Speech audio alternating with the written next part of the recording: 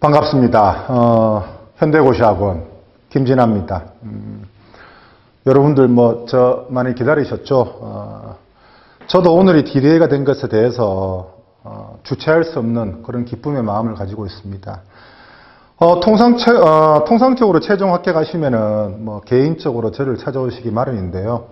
올해 같은 경우에는 경남도청에서 최종 합격하신 분들이 그것도 단체로 저를 찾아오셔가지고 감사의 인사를 전하고 가셨는데, 제가 이 자리를 빌어서 다시 한번 진심으로 축하의 말씀을 드리고, 그야말로 대한민국 헌법 제7조를 수호할 수 있는 그런 멋진 공직자가 되시기를 제 김진아가 바람하지 않겠습니다. 비단 경남뿐만 아니고 이 대한민국 전체에서 제 강의를 듣고 최종 합격하신 여러분들, 제가 진심으로 충심으로 축하의 말씀을 드리겠습니다. 원래 제가 이제 운전직 공무원 강의한 지가 16년째가 되는데요. 그야말로 역사적인 큰 사건이 두 개가 일어났죠. 작년 이맘때입니까? 제가 이 자리에서 운전직 공무원 15년 강의를 하면서 그야말로 한획을 그을 수 있는 그런 멋진 한 해가 되었다라고 한 적이 있는데요. 그것은 작년에 이제 대구시청에서 53세 최고령 합격자가 합격을 하셨죠. 그래서 강의 말미부에 제가 그분의 합격 수기를 여러분들한테 읽어드린 기억이 있습니다. 원래 그 첫 번째 사건이 뭐냐면은 대구시청에서 대한민국 역대 최고령 합격자입니다. 57세 되신 분이 최종 합격을 하셨죠. 물론 대구시 최고 득점자도 계십니다만은 저는 전자 쪽에 좀 더 무게를 두고 싶습니다. 제가 이제 그분하고 얼마 되지도 않았죠. 학원 앞에서 막걸리를 한잔하면서 그분이 저한테 했던 얘기 아직 귀에 선하죠. 원장님, 제가 젊은 친구들 자리를 하나 빼앗은 것 같아가지고 정말 죄송합니다 라고 하시더라고요. 제가 그런 생각하지 마시라. 절대로 그런 생각하지 마시라. 오히려 젊은 친구들에게 더 기감이 되었으면 되었지, 절대로 쌤 그렇게 마음먹으시면 안 됩니다. 두 번째 사건입니다. 운전직 공무원 준비하시는 분들은 다 아실 거예요. 저 김진아와 이윤승 교수가 드디어 하나로 합쳤습니다. 1년 전쯤이죠. 저랑 이제 이윤승 교수가 처음 만나는 날이 있었는데, 서로 이렇게 화면에서만 보다가 이제 이윤승 교수가 저를 보고 제일 처음 했던 말이 원장님 연예인 보는 것 같습니다라고 하시더라고요. 저도 이윤승 교수한테 사진 한번 찍어주시면 안 되겠습니까? 라고 했던 기억이 있습니다. 이신전심이라고 하죠. 무엇보다도 그분하고 저하고 뜻이 너무나 잘 맞았고, 김진아 강의를 듣기 위해서는 A사에 가야 되고, 이윤승 교수의 강의를 듣기 위해서는 B사에 가야 되고, 운전직 수험생들이 너무 불편하지 않느냐. 그래서 그 어려움 완벽하게 해결이 됐습니다. 이제 같은 데에서 운전직 공무원 준비하시면 됩니다. 운전직 공무원 시험 도로교통법 만점. 여러분들 그것이 제가 여기 있는 이유고요. 여러분들이 저를 선택한 이유도 바로 그것이고, 그것을 원래 반드시 증명해 보이는 것이 저의 의무입니다. 물론 제 강의를 따라하고 벤치마킹 할 수는 있습니다. 분명히 말씀드릴게요. 저의 소울만큼은 절대로 따라할 수 없습니다. 그것이 16년 동안 운전직 공무원 한우물만 고집한 저 김진아의 공신력입니다. 이런 말이 있죠. 훌륭한 작가는 무슨 글을 써가지고 독자한테 좋은 기감이 될 수도 있는 반면에 굳이 쓰지 않아도 될 말을 써가지고 독자에게 반감을 줄 필요는 없다. 여러분들 공무원 시험은 다르죠. 제가 어떻게 하든지 간에 시험에 반드시 나오는 문제, 그리고 꼼꼼히 체크해서 꼭 시험에 나올 만한 문제를 교육 중에 여러분들 제가 다 알려드리겠습니다. 제 김진아가 반드시 약속을 드리겠습니다. 자, 작년에 대구시청 같은 경우에 합격자들의 공통적인 특징이 뭐였습니까? 제가 합격자들이라고 말씀을 드렸어요. 세 과목 중에 도로교통법이 제일 어려웠죠. 실질적으로 제가 복원을 해보니 어려운 게 사실이었습니다. 역대 거의 한 3번째 안에 변별력이 들어가지 않을까. 여러분들 도로교통법 한 문제를 틀리지 않습니까? 운전직 시험 공무원의 간격은 여러분들 머리일 수밖에 없습니다. 하지만 제가 그 간격을 완벽하게 없애드리겠습니다. 가시 있는 생선 발라가지고 가시를 발라서 살코기만 여러분들의 따뜻한 밥 위에 얹어드리겠습니다. 제가 반드시 약속을 드립니다. 자, 지금부터 운전직 공무원, 도로교통법, 김진아, 바로 출발하겠습니다. 예. 여러분들이 준비하시는 것이 운전직 공무원입니다. 이 자리에 앉아 계시는 이유도 운전직 공무원이죠. 도로교통법 제2조 26호에 보시면은 운전의 정의가 이렇게 나와 있죠. 운전이란 도로에서 차마 또는 노면 전차를 그 본래의 용도로 사용되는 것, 본래의 용도로 사용되는 것 또는 운전되는 것, 조정되는 것 이렇게 되어 있습니다. 도로교통법상 도로에서 본래의 용도로 사용되는 것이 운전입니다. 하지만 여러분들 요 단원에서 2017년도에 무려 두 문제가 나왔죠. 법제 44조, 45조, 54조의 제1항, 148조, 148조의 법제 156조의 제10호 같은 경우에는 도로가 아닌 장소에서도 이제 형사적인 처벌을 할 수가 있다. 그게 여러분들 무슨 말인데? 법제 44조 술에 취한 상태에서의 운전 금지죠. 음주운전 금지입니다. 누구든지 술에 취한 상태에서 자동차 등 노면전차 또는 자전거를 운전해서는 안 된다. 45조 과로시 운전금지입니다. 과로시 운전금지. 누구든지 술에 취한 상태를 제외한 질병 과로 약물인 상태에서 자동차 등 또는 노면전차를 운전해서는 안 된다. 그 다음에 54조의 제1항이 뭐냐면은 교통사고 발생 시 조치를 하여야 한다. 구호 신고죠, 그죠? 사고 발생 시 조치입니다. 148조 교통사고 발생 시 조치를 하지 아니한 자는 5년 이하의 징역 1,500만 원 이하의 벌금에 처해지게 되죠. 이거는 사고 발생 시 여러분들 미조치입니다. 미조치. 법제 148조의 제2 같은 경우에는 음주운전 행정형벌입니다. 음주운전 행정형벌입니다. 여러분들 2018년 12월 18일부터 여러분들 아시다시피 윤창호법이 시행됐죠. 공포 후 여러분들 바로 시행이 됐습니다. 도로교통법과 관련된 음주운전 같은 경우에는 2019년 6월 25일 날 시행이 되거든요. 제가 알기로 원래 지방직이 6월 15일에 있으니까 여러분들은 신경 쓸 거 없습니다. 행여나 여러분들 법 시행이 빨리 된다면은 제가 가장 빠르게 첨부 파일을 첨부할 테니까 제가 말씀드리기 전에는 제 강의 그대로 따라 하시면 됩니다. 하지만 여러분들 윤창호법 같은 경우에는 2018년 12월 18일 시행된 걸 아셔야 되겠죠. 법의 주요 골자가 뭡니까? 음주 플러스 약물 운전으로 자동차 등을 운전하면은 이 자동차 등이 뭔지 제가 조금 이따가 알려드릴게요. 상해를 한 자는, 사람을 다치게 한 자는 1년 이상 15원 이하의 징역에 처해지고 1,000만 원 이상 3,000만 원 이하의 벌금에 처해지게 됩니다.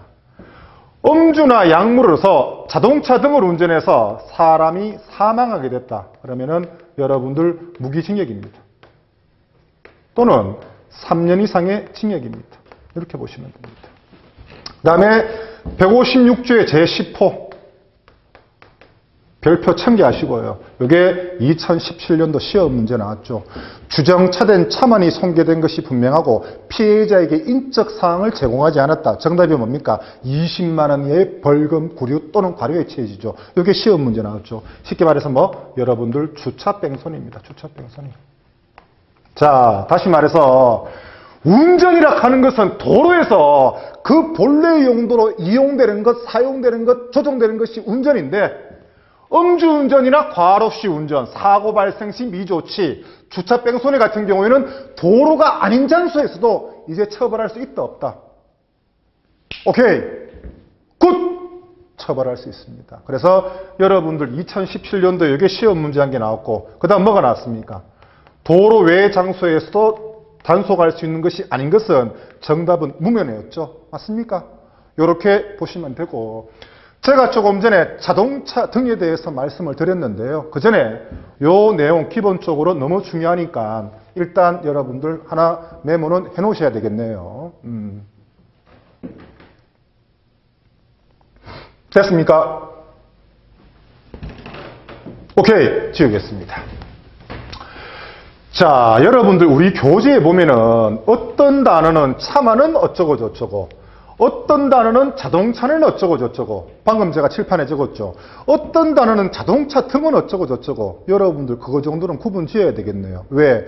이제 여러분들 운전직 공무원 처음 시작하는 이제 그런 말 아닙니까? 그 그런 말을 띄기 위해서는 가장 기본적인 개념부터 아셔야 됩니다. 가장 큰 개념이 뭔데? 여러분들 차마입니다. 이 마자가 말마자예요. 뭐 소가 끄는 우마차, 말이 끄는 우마차. 차락하는 것은 대한민국 도로에서 굴러다니고 있는 모든 것을 다 차락합니다. 자전거, 경운기, 손수레, 승용, 승합, 특수, 화물차 등등 쉽게 말해서 우리 주위에 볼 수 있는 도로상에 굴러다니고 있는 모든 것이 다 뭐? 차입니다. 차. 차 밑에가 뭔데? 바로 여러분들 자동차 등입니다. 자동차 등. 2013년도 대구에서 시험 문제 나왔죠. 자동차 등이라 하는 것은 자동차와 원동기 장치 자전거를 여러분들 자동차 등이라 합니다.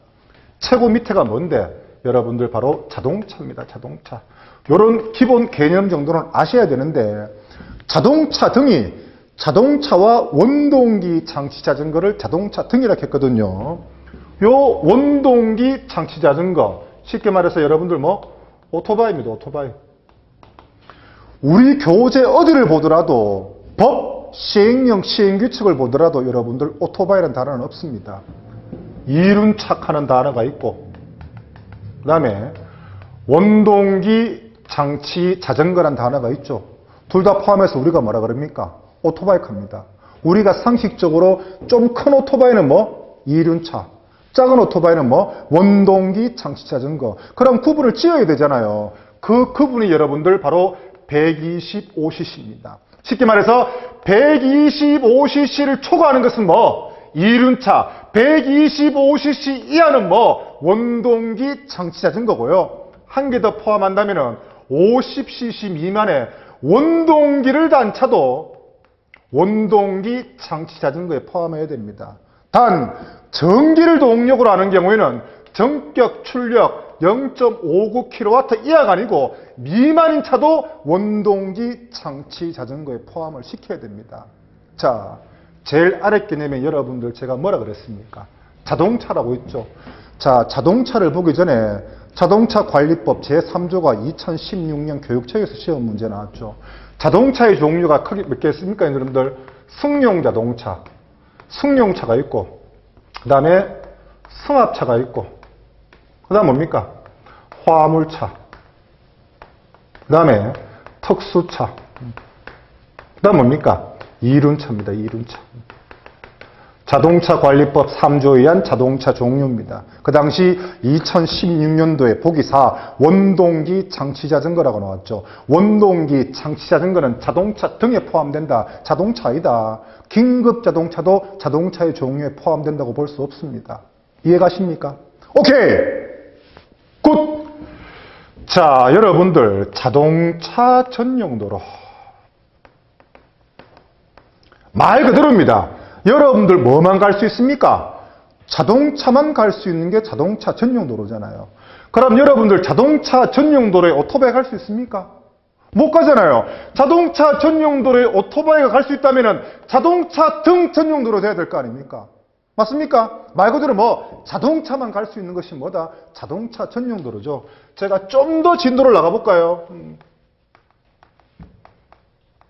노면전차라고 있습니다. 2019년 3월 29일부터 시행되죠. 도로교통법 제2조 17호의 2에 보면은 노면전차란 도로에서 궤도를 이용해서 운행되는 차. 이게 여러분들 노면전차의 정의입니다.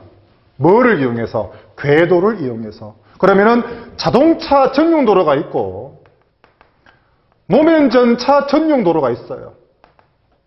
말 그대로 여러분들 뭐만 갈 수 있습니까? 노면전차만 갈 수 있는 것이 노면전차 전용 도로네요. 말 그대로 여러분들 자전거 전용 도로. 말 그대로 뭐만 갈 수 있습니까? 자전거만 갈 수 있는 게 자전거 전용 도로네. 자, 2019년 3월 29일부터 도로교통법 제2조 7조의 2에 보면은 이렇게 나와 있습니다. 노면전차 전용로라고 있습니다, 또. 전차 전용로. 이 노면전차 전용로 같은 경우에는 노면전차 전용 도로가 있고요. 그 다음에 노면전차 전용 차로라는 게 있습니다. 말 그대로 노면전차 전용 도로는 뭐? 노면전차만 갈 수 있는 거죠. 노면전차 전용 차로가 뭡니까? 차로가 쭉 있죠. 차로의 한 부분을 띄어내가지고 그 차로는 노면전차만 가. 그게 바로 여러분들 노면전차 전용로입니다.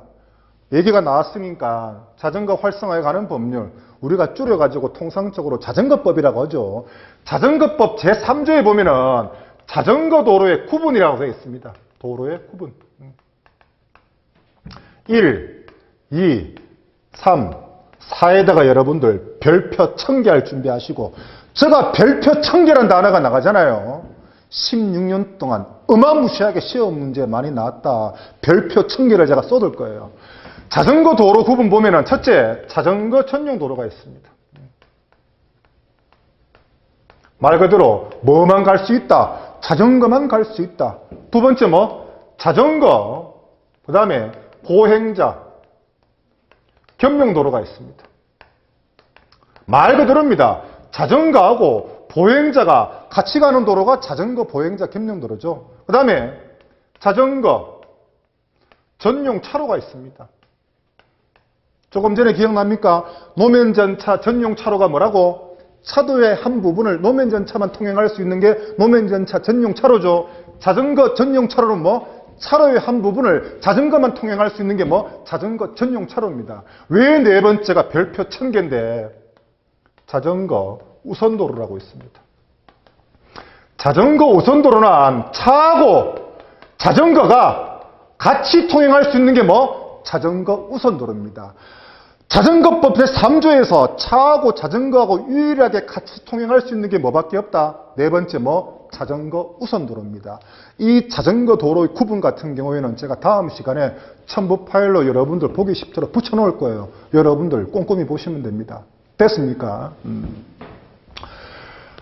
제가 오늘 그 OT를 하기 전에 오늘은 또 어떤 질문이 올라와 있을까? 탑이 지금 1000통은 넘었을 거예요. 새 강의를 언제 찍으십니까? 뭐 이런 질문하고, 그 다음에 오늘 또 이 안전지대 이런 질문을 제가 간혹 받거든요. 여기 보면은 이게 안전지대죠. 도로교통법 13조 제5항에 보면은 안전지대 진입금지 등에 참하는 진입에서는 안 된다라고 나와 있거든요. 67입니다. 67. 승용차는 6만 원, 승합차는 7만 원인데요. 이 얘기가 나왔기 때문에 이제 여러분들하고 저하고 약속을 하셔야 됩니다. 우리 둘만의 약속. 제가 4, 5 적잖아요. 그러면은 승용차는 범칙금 4만 원, 승합차는 범칙금 5만 원. 6, 7 적잖아요. 승용차는 범칙금 6만 원, 승합차는 7만 원. 9, 10 승용, 승합. 12, 13 승용, 승합. 쉽게 말해서 여러분들 승용차의 범칙금만 숙지하면은 승합차는 자동으로 따라오죠. 얼마 더 비쌉니까? 만 원 더 비쌉니다. 그래서 승용, 승합 다 외울 필요는 없죠. 주목할 만한 사실은 3만 원 이하 버튼은 승용이 3만 원이면 승합도 3만 원입니다. 승용이 2만 원이면 승합도 2만 원입니다. 즉 4만 원 이상부터 승합차가 얼마 더 비싸다? 만 원 더 비쌉니다. 그래서 안전지대 진입금지 위반 6, 7 승용차는 6만 원, 승합차는 7만 원인데요.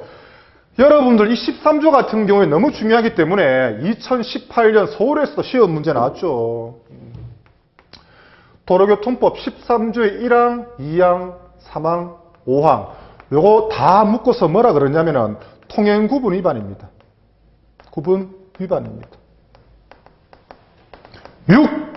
7입니다. 승용차는 6만 원, 승합차는 7만 원입니다. 근데 여러분들 왜 1항, 2항, 3항, 5항을 구분 지어야 되는데 여러분들 1항이 바로 여러분들 보도 침범입니다. 보도 침범. 도로교통법 제13조 제1항에 이렇게 명시가 되어 있죠. 모든 차의 운전자는 보도와 차도가 구분된 도로에서 어디로 가야 됩니까? 차도로 가야 됩니다. 차가 보도로 가서는 안 되죠. 그게 여러분들 보도 침범입니다. 6, 7 이거는 여러분들 벌점 10점입니다. 두 번째, 보도 횡단 방법 위반입니다. 횡단 방법 위반입니다. 제2항에 이렇게 명시가 되어 있죠. 모든 차의 운전자는 보도를 횡단하기 직전에 반드시 뭐하여? 일시 정지하여 2014년 서울에서 시험 문제 나왔죠. 다시 말씀드리겠습니다. 모든 차의 운전자는 보도를 횡단하기 직전에 반드시 뭐하여? 일시 정지하여 좌우를 살피고 보행자의 통행을 방해해서는 안 된다. 이를 위반하는 것이 뭐? 보도 횡단 방법 위반입니다. 6, 7 벌점 10점입니다. 이 3번 같은 경우에 별표 청개하셔야 되겠네요. 제3항이 뭡니까? 모든 차의 운전자는 도로의 중앙으로 해서 우측 통행해야 된다. 도로 중앙으로 좌측 또는 중앙을 통행하는 게 뭡니까? 여러분들 그게 바로 중앙선 침범이죠. 중앙선 침범 같은 경우에는 6, 7 벌점 몇 점? 30점입니다. 조금 전에 말씀드렸죠. 13조의 제5항 차마의 운전자는 안전지대 등 진입 금지된 장소에 진입해서는 아니 된다. 6, 7 주목할 만한 사실은 여러분들 벌점은 없습니다. 그래서 통행구분 위반에서 벌점이 유일하게 없는 것은 뭐? 안전지대 진입 금지 벌점 없고 유일하게 벌점 30점이 뭐? 13조의 제3항이 뭔데? 통행구분 위반 중에서 뭐에 한한다? 중앙선 침범에 한한다. 여러분들 됐습니까? 오케이? 하나 메모하시고요. 원래 이제 주목할 화두는 바로 그거예요. 자동차 운전학원, 자동차 운전 전문학원. 그게 이제 원래 대구시에서 무려 2문제가 출제가 됐죠. 한 7, 8년 전입니까? 제가 이런 얘기를 들은 적이 있죠. 아니 선생님, 자동차 운전학원 따위는 시험에 안 나온다 카던데 왜 자꾸 수업 시간에 언급을 하십니까? 라고 하길래 자동차 운전학원이라고 여러분들 도로교통법 제99조에 명시가 되어 있습니다. 너 어디서 그런 얘기 들었어? 인터넷에서 누가 뭐라 그러던데요. 지방직 공무원 시험입니다. 지역마다 문제가 다 다르죠. 네가 응시한 지역에서 그 문제가 안 나오면 다 안 나오는 겁니까? 지가 응시한 지역에서 범칙금 벌점이 안 나온 거면 대한민국 전체가 안 나오는 거예요. 만약에 그런 시험 문제가 나왔다면 이미 A라는 사람이 그 사람 인생을 책임져 줄 겁니까? 말이 안 되는 소리죠. 말이 안 되는 소리죠. 자, 자동차 운전학원이 있고요. 물론 조건부 등록이라고 있습니다. 지방청장은 여러분들하고 저하고 두 번째 약속입니다. 지방경찰청장을 줄여가지고 저는 이 시간 이후부터 지방청장이라고 적었습니다. 그래서 지방청장, 지방경찰청장의 준말이구나. 지방청장이 1년 안에 시설 설비를 갖출 것을 조건으로 자동차 운전학원에 대해서 조건부 등록을 할 수 있습니다. 물론 1회 안에서 6개월 연장은 가능한데 자동차 운전학원 또는 자동차 운전 전문학원이 있습니다. 자동차 운전학원을 제가 줄여가지고 일반 학원이라고 적을 거고요. 자동차 운전 전문학원을 줄여가지고 제가 그냥 전문학원이라고 적을 겁니다. 여러분들 이 두 학원의 차이점이 뭐냐면은 자동차 운전학원, 쉽게 말해서 일반 학원 같은 경우에는 자체 학원 내 강사에게 교육받고 시험은 운전면허 시험장, 쉽게 말해서 뭐 도로교통공단에서 시험 봅니다. 하지만 자동차 운전 전문학원은 뭡니까? 자체 내 강사에게 교육받고 자체 시험관, 감독관이 있죠. 기능검정원이 있습니다. 그 다음에 자동차 운전 전문학원에서는 여러분들 학감이 있죠. 이 학감이 여러분들 2018년 대구에서 시험 문제 나왔죠. 그러면은 지금 대한민국에 있는 전체 자동차 운전학원이 제가 알기로 약 한 90% 이상이 자동차 운전 전문학원일 겁니다. 그러면은 그네들 학원이 태어날 때부터 자동차 운전 전문학원이냐? 그렇지 않습니다. 처음 출발은 여러분들 다 뭐로 시작합니까? 일반 학원으로 시작합니다. 그래서 지정 전 전문학원을 거칩니다. 여기서 비로소 성격이 돼야지만이 여러분들 전문학원으로 지정이 되는 건데, 그러면은 일반 학원에서 전문학원으로 가기 위해서 어떠한 관문, 어떠한 테스트를 거쳐야 되는데, 이게 얼마 전에 법 바뀌었죠. 기능시험 합격률이 아니고 도로주행 시험 합격률이 6개월 동안 70% 이상 돼야 됩니다. 무슨 말인데? 나 지방경찰청장이야. 너 일반 학원이지. 너 전문학원 되고 싶잖아. 왜? 너 그 자체시험 치게 해줄게. 내가 너희 테스트 해볼 거야. 6개월 동안 너희 학원에서 도로교통공단에서 운전면허 시험 보지. 도로주행 시험이 100명 보잖아. 6개월 동안 너희 70명 합격해. 내가 인정해 줄 거야. 너희 학원 강사들 교육 잘하네.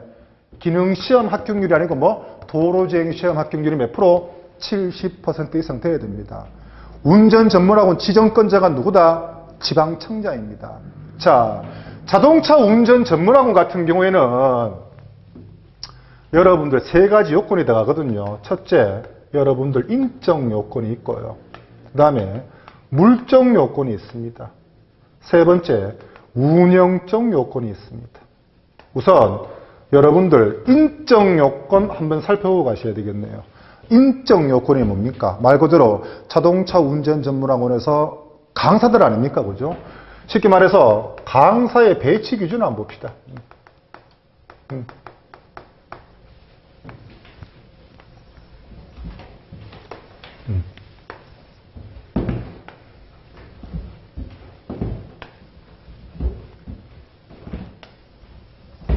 요거 별표 1000개 할 준비하시고 왜 별표 1000개인지 곧 아시게 됩니다. 일반 학원, 전문학원, 강사의 배치 기준이 다릅니다. 우선 여러분들 이론 가르치는 학과 강사 같은 경우에 일반 학원 같은 경우에는 1강의실당 학과 강사는 1명 있으면 됩니다. 하지만 운전 전문학원은 1일 8시간당 1명 있어야 됩니다. 기능 강사, 코스 가르치는 사람. 일반 학원 같은 경우에는 1종 대형이나 1, 2종 보통 같은 경우에는 일반 학원에 차가 10대 있다면 10대당 강사는 1명 이상 있으면 되고, 1종 특수 같은 경우에는 차가 2대 있다면 기능 강사는 1명 있으면 됩니다. 2종 소형이나 원동기 장치 자전거 같은 경우에는 차가 10대당 기능 강사는 1명 있으면 됩니다. 하지만 전문학원은 조금 다르죠. 1종 대형 같은 경우에는 일반 학원과 같습니다. 차 10대당 3명 이상 있으면 되고요. 1종 보통, 2종 보통 같은 경우에는 차 10대당 5명 이상입니다. 1종 특수나 2종 소형 같은 경우에는 여러분들 일반 학원이나 전문 학원이나 똑같습니다. 도로 주행 강사 봅시다. 도로 주행 강사도 일반 학원이나 전문 학원이나 차가 한 대 있다면 한 대당 도로 주행 강사는 1명 이상 있으면 되고, 전문 학원도 마찬가지입니다. 차 한 대당 1명 이상 있으면 됩니다. 별표 1000개, 바로 학감입니다. 학감. 요게 2018년 대구시청의 시험 문제 나왔죠. 도로교통법 104조 1항 제1호에 보면 이렇게 명시되어 있죠. 전문학원에서는 학감을 둘 것. 다시, 전문학원에서는 학감을 둘 것. 학사관리 총책임자인 학감을 둘 것. 일반 학원에 학감 필요 있다? 없다? 없다. 전문학원에는 학감이 필요 있다. 그럼 여러분들 학감의 자격 요건이 뭡니까? 첫째, 30세 이상, 65세 이하입니다. 대구시청 같은 경우에 60세 이하라고 나왔죠. 틀렸죠. 그 다음에 도로교통 행정 업무나 학원 업무, 이건 관리직이 하나입니다. 몇 년 이상? 3년 이상 근무한 경력이 있으면 학감이 될 수 있습니다. 그 다음에 여러분들 기능검정원 봅시다. 기능검정원. 기능검정원, 감독관, 시험관입니다. 일반 학원과 자체 시험, 전문학원의 차이점이 뭐라 그랬습니까? 자체 시험 실시 여부입니다. 일반 학원에서는 자체 시험 안 보죠. 당연히 기능검정은 필요 없죠. 하지만 전문학원에서는 기능검정원이 필요한데 교육생, 수강생 200명당 기능검정원은 1명 있어야 됩니다. 이렇게 시험 문제가 나와요. A자동차 운전전문학원의 교육생 정원이 600명이다. 그러면 A자동차 운전학원의 기능검정원은 몇 명입니까? 200명당 1명이니까 600명이니까 몇 명 필요합니까? 기능검정원은 3명이 필요하겠네요. 그래서 자동차 운전전문학원의 인적 요건 같은 경우에는 간략하게 이렇게 볼 수 있다. 하나 빨리 메모하시기 바랍니다. 굿!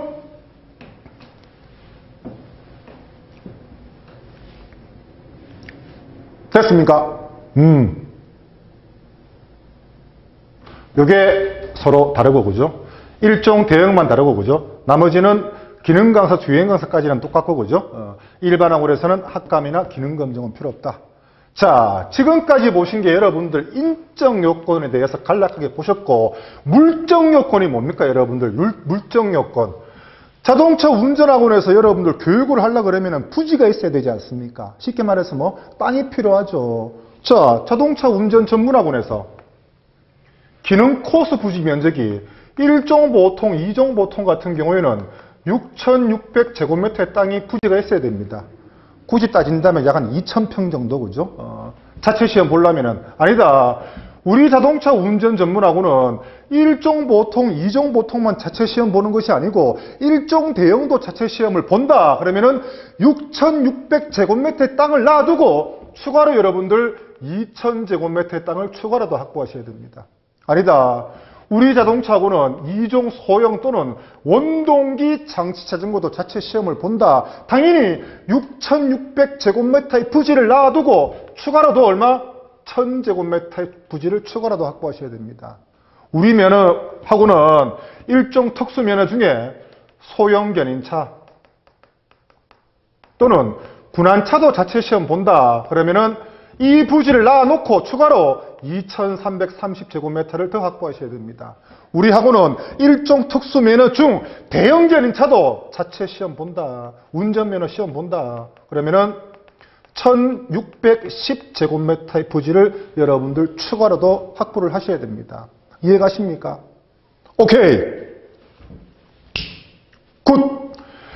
자, 여러분들 운영적 요건이 뭐냐면은 우리 자동차 운전 전문학원 같은 경우에는 개원인이 언제고 휴원이 언제고 교통안전교육은 몇 시부터 몇 시까지 있고 언제 야간 교일 휴일 교육이 있고 그런 운영에 대한 전반적인 요건을 말씀드리는 겁니다. 그래서 제가 다음 시간에 대구시청의 자동차 운전학원, 운전전문학원 어떤 시험 문제가 나오는지 제가 첨부 파일에 붙여드릴 테니까요. 여러분들 그거 꼼꼼히 보셔야 됩니다.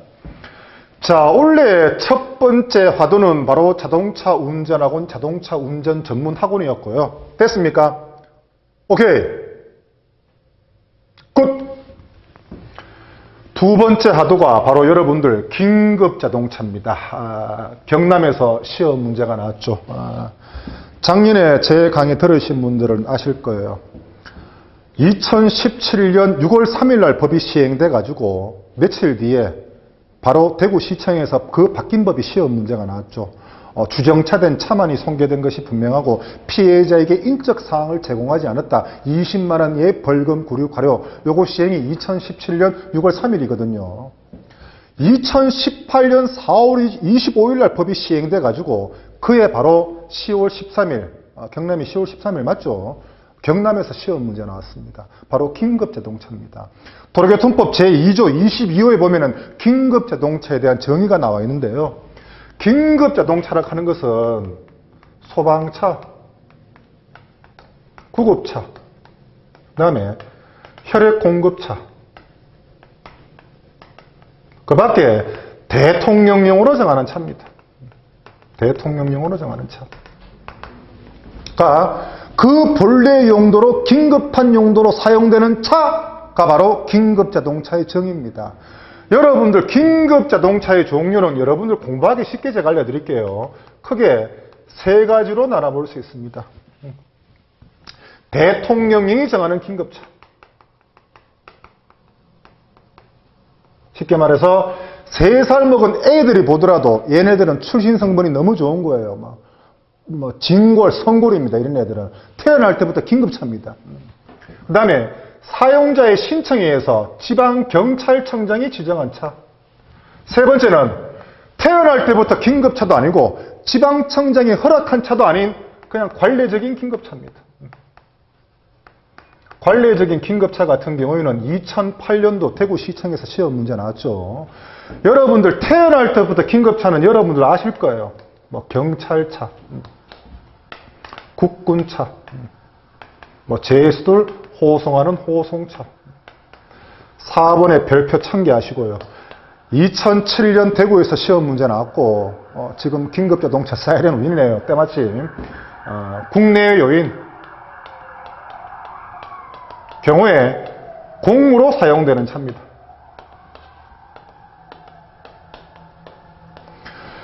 여러분들 반드시 공공업무, 공무란 단어가 들어가야지만이 긴급자동차입니다. 막연하게 국내 요인, 경호업무차, 여러분들 대통령령으로 정한 긴급차가 아닙니다. 아시겠습니까? 국내 요인, 공무로 사용되는 차가 나오니까 얼마 전에 학원으로 전화가 왔어요. 김진아 교수님 혹시 계십니까? 접니다. 어디십니까? 라고 물으니까 대통령 경호처인데 교수님이 강의를 좀 나올 수 있겠느냐.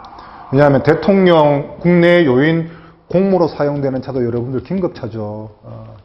불러만 주신다면은 제 성심성의껏 제가 안전교육을 시켜드리겠다라고 막 얘기를 했죠. 자, 태어날 때부터 긴급차가 있고요. 쉽게 말해서 전기, 전신, 가스차 또는 전화공사차 또는 긴급 우편물차 또는 전파감시 업무차. 쉽게 말해서 이렇게 지극히 평범한 차들도 긴급차로 태어날 수 있습니다. 누구한테 지정 맡으면은 바로 지방청장한테 지정 맡으면은 중요한 거 이제 나갑니다. 긴급자동차 지정 신청권자가 누구라고요? 누구? 지방청장. 다시 긴급자동차 지정 신청권자 누구? 지방청장. 굿! 자, 여러분들 도로교통법 시행규칙 제4조에 보면 이렇게 나와 있죠. 긴급자동차 여러분들 지정 취소 사유라고 있습니다. 지방청장한테 긴급자동차로 여러분들 지정받으면 어마무시한 특혜가 있죠. 대표적으로 어떤 특혜 있습니까? 도로교통법 제17조 쉽게 말해서 속도 제한에 대한 특혜가 있죠. 22조가 뭡니까? 앞지르기 금지 시기 장소에 대해서도 긴급자동차는 구애받지 않고 앞지르기 금지 장소에서도 앞지르기 할 수 있죠.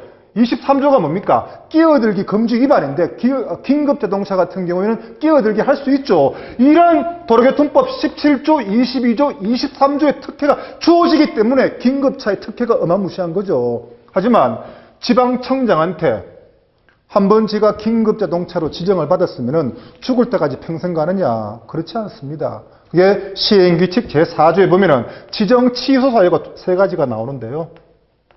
첫 번째, 긴급차 요건에 적합치 아니할 시. 두 번째, 목적 외 사용 시.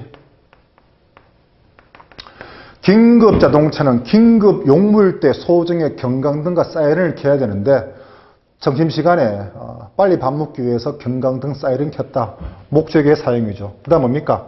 고장등, 기타 부득이한 사유가 발생하면 지방청장은 지체 없이 긴급자동차 지정증을 회수하여야 한다. 이렇게 시행규칙 제4조에 명시되어 있습니다. 됐습니까?